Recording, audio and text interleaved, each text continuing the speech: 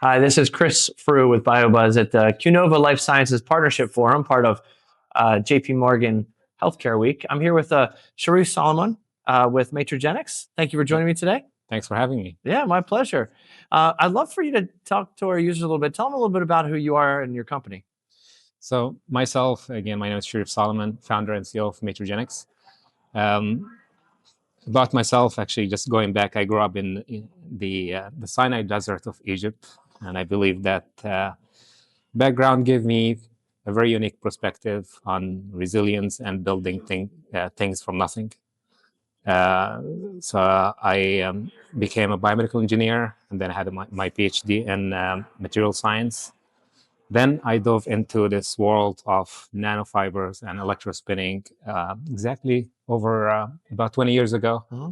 And since then, I have been really fascinated by the potential of this technology in specifically solving or addressing many unmet medical needs.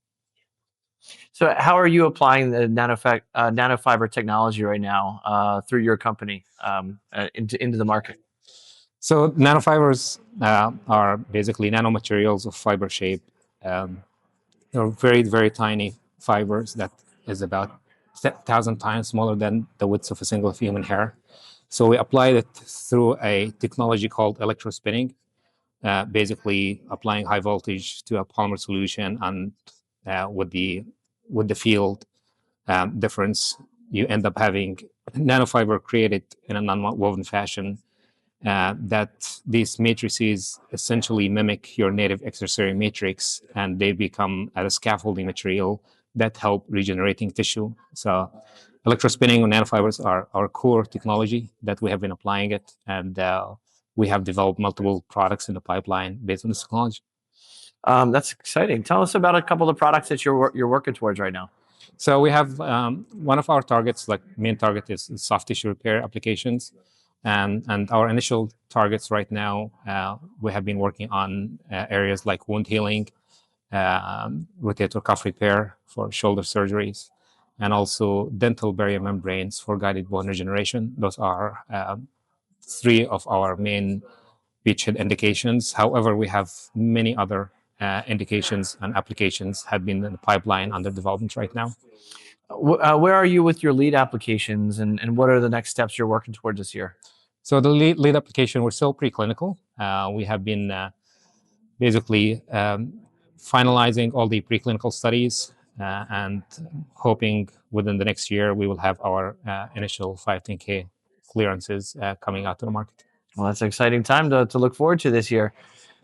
Now, nanofiber technology has a lot of applications as well. You mentioned wound healing and such. We're here with the QNova MTEC conference. So we've heard a lot about dual use. Are you looking into the dual use market as well? Definitely. We are, the technology we have is dual use. We're actually funded by multiple DoD SBIRs and contracts.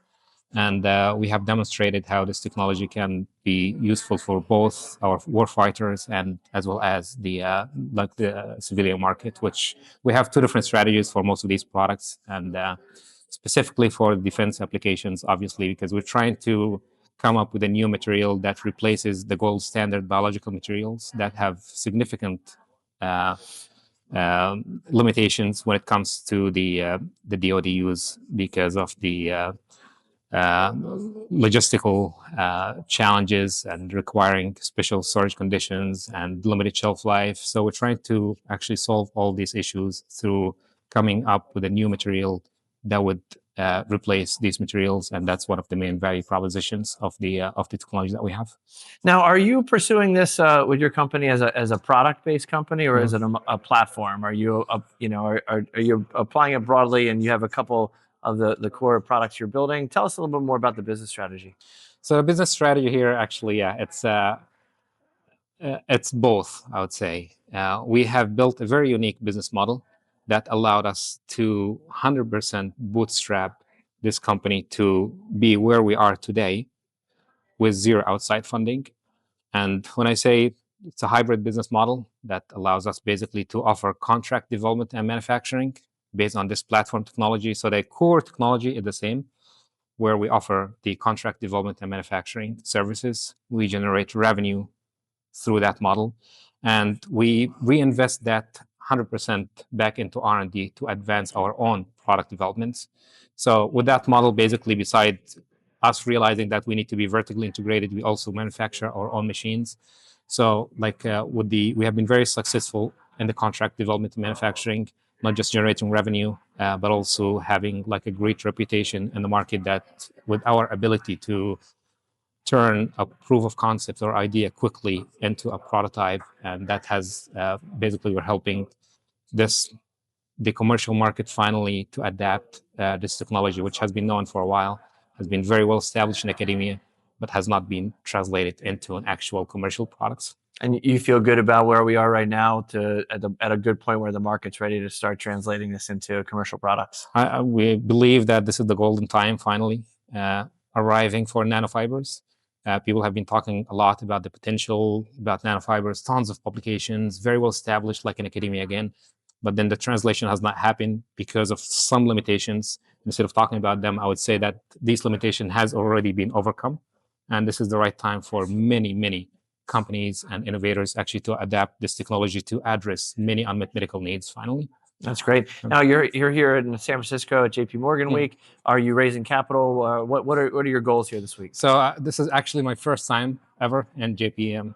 This is my second day. I'm very impressed by the dynamics here. We are not raising yet. We are planning on opening a round sometime very soon. So I'm here to learn about the setup, prepping for next year for sure. And I think we have resisted for a long time not to raise fund up until we became where we are today. We became the largest nanofiber supplier in the US. We have multiple products in the pipeline. We have revenue stream coming up. And also we have secured multiple non-dilutive grants of over 10 million. That speaks volume about the strength and technology of our company. So where we are today really happened with no outside funding, which I still think it's critical. Of course, I'm not saying do not go for investment, but I think investment needs to be at the right time, because it's all about timing. And one of the things I want to say that often actually kill companies and kill innovation is getting that money and investment too early. That would limit your ability to innovate and iterate and optimize, and would limit you with a very rigid and strict timelines that is hard and unrealistic to meet. And then you spend all the time trying to report and justify that to your investors. So instead, my message here really to my fellow founders is just go get some revenue, because it's easy. So I'm obviously joking. Yeah, sure. But there gotta be a way to basically delay, if you can, that fundraising, and figure out a way to advance your technology before you're limited and strained with that strict timeline that you need to meet. Well, you mentioned your background gives you some of the resilience as a builder, so I think that's a good message to close on, that you've shown that. So thank you so much for taking the time to sit down with me today and thank you so much. Share your story with me. Really fascinating, and I'm wishing you the best of luck this year. Thank you. I appreciate you. My pleasure. Thank you very much. This is Chris with BioBuzz.